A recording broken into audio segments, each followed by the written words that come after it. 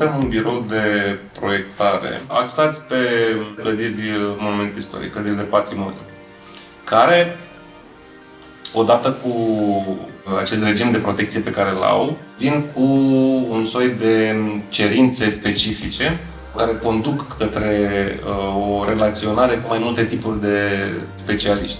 Această relație de interdisciplinaritate nu se rezumă doar la relația arhitect-inginer, inginer de structură, inginer de instalații. Pe lângă asta avem tot felul de specialiști care contribuie la etapa de cercetare, care e cumva obligatorie în tot ceea ce presupune definirea unui concept de intervenție. Etapa asta cuprinde specialiști care pornim de la partea de teren, unde înseamnă geotehnicieni, arheologi, de multe ori, partea de cercetări de materiale, analize biologice, bineînțeles restauratori de componente artistice, pictură murală, lemn, metal, vitralii și așa mai departe. Până să începem noi să facem un concept de intervenție care să fie premergător proiectului, avem nevoie de aceste studii. În aceste studii, contribuția noastră se rezumă la partea de analiză de teren, releve,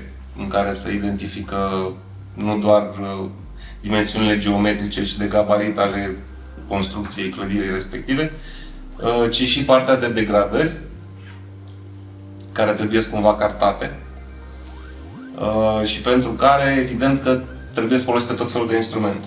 După care, contribuția noastră ca echipă, ce se întâmplă in-house, e partea de cercetare de arhivă, care continuă cu cercetare de teren, sau mai bine spus, e îmbinată, pentru a putea contribui sau a pune bazele capitolelor acelui document care se numește studiu istoric și care, de fapt, este un soi de cumul a tuturor informațiilor de teren și de arhivă pe care noi le vom obține odată in-house și a doua oară de la acești specialiști și despre care vorbeam mai devreme.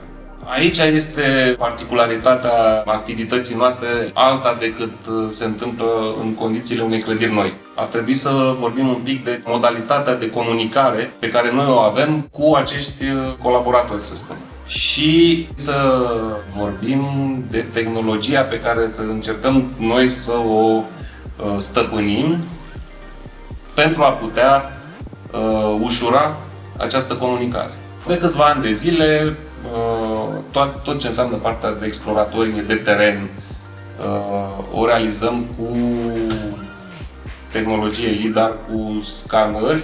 Putem spune că din punctul ăsta de vedere al lucrului cu tehnologia laser, în momentul de față la noi e chiar un ajutor și din punct de vedere al calității și al timpului și un rezultat pozitiv. Mai mult decât atât, asta e o informație pe care noi putem să o livrăm și către acești colaboratori de care vorbeam mai devreme. Spre exemplu, tot ce înseamnă parte de componente artistice, odată cu scanarea noastră, ei au informații despre, dau un exemplu, nu știu, un iconostas, să spunem, într-o biserică, care nu mai trebuie să fie desenat de către artistul restaurator, pentru că primește cumva de la noi informația care e cumva făcută odată cu scanarea. Și bineînțeles, transpusă de noi după aia în 2D și mai nou în 3D. Când ne-ați oferit varianta asta de a putea să fim căutați cu amănuntul în ceea ce știm să facem din punct de vedere al